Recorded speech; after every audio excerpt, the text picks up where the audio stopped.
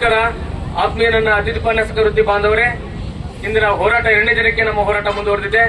ಮತ್ತೆ ನಾಳೆ ಕೂಡ ನಮ್ಮ ಹೋರಾಟ ಮುಂದುವರಿತಾ ಇದೆ. ದಯಮಾಡಿ ಎಲ್ಲ ರಾಜ್ಯದ ಅತಿಥಿ ಉಪನ್ಯಾಸಕರು ಏನ್ ತರಗತಿಗಳನ್ನು ತೆಗೆದುಕೊಳ್ತಾ ಇದ್ರೋ ಅವ್ರನ್ನ ಬಿಡ್ರಿ. ಕ್ವಾಲಿಫೈಡ್ ಇರಲಿ, ನಾನ್ ಕ್ವಾಲಿಫೈಡ್ ಇರಲಿ, ಎಲ್ಲರೂ ಕೂಡ ನಾಳೆ ದಿವಸ ಇನ್ನೂ ಹೆಚ್ಚಿನ ಸಂಖ್ಯೆಯಲ್ಲಿ ತಾವೆಲ್ಲ ಆಗಮಿಸಬೇಕಂತೇಳಿ ಈ ಮೂಲಕ ತಮ್ಮಲ್ಲಿ ವಿನಂತಿಸಿಕೊಂಡು, ಈಗಾಗಲೇ ಬೇರೆ ಬೇರೆ ಮಡಿಕೇರಿ, ಕೊಡಗು, ಮಂಗಳೂರು, ಉಡುಪಿ, ಈ ಕಡೆ ಬೀದರ್, ಗುಲ್ಬರ್ಗ, ಇನ್ನೂ ದೂರದ ಜಿಲ್ಲೆ ಕೂಡ ಎಲ್ಲರೂ ಅತಿಥಿ ಉಪನ್ಯಾಸಕರು ಬಂದಿದ್ದಾರೆ.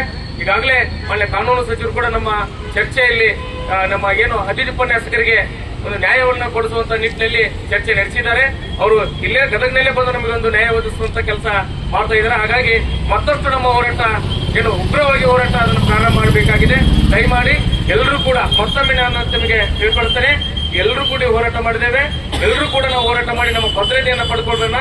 ದಯವಿಟ್ಟು ಕ್ವಾಲಿಫೈಡ್, ನಾನ್ ಕ್ವಾಲಿಫೈಡ್ ಅಂತಕ್ಕಂಥ ಭೇದ ಬಿಟ್ಟು ಎಲ್ಲರೂ ಕೂಡ ಮತ್ತೆ ನಾಳೆ ಸರಿಯಾಗಿ 10 ಗಂಟೆಗೆ ಈ ಗದಗ ಜಿಲ್ಲಾಡಳಿತ ಮುಂದೆ ಆಗಮಿಸಬೇಕಂತ ಈ ಮೂಲಕ ತಮಗೆ ವಿನಂತಿಸಿಕೊಂಡು, ದೂರದಿಂದ ಬರುವಂತ ಎಲ್ಲ ಉಪನ್ಯಾಸಕರಿಗೆ ಏನು ವಸತಿ ಏನು ವ್ಯವಸ್ಥೆಯನ್ನು ಕೂಡ ಮಾಡಲಾಗಿದೆ. ದಯಮಾಡಿ ಎಲ್ಲರೂ ಕೂಡ ಈ ಹೋರಾಟದಲ್ಲಿ ಪಾಲ್ಗೊಂಡು ಈ ಹೋರಾಟವನ್ನು ಯಶಸ್ವಿಗೊಳಿಸಬೇಕಂತ ಹೇಳಿ ಈ ಮೂಲಕ ಮತ್ತೊಮ್ಮೆ ತಮ್ಮಲ್ಲಿ ವಿನಂತಿಸಿಕೊಳ್ತೇನೆ.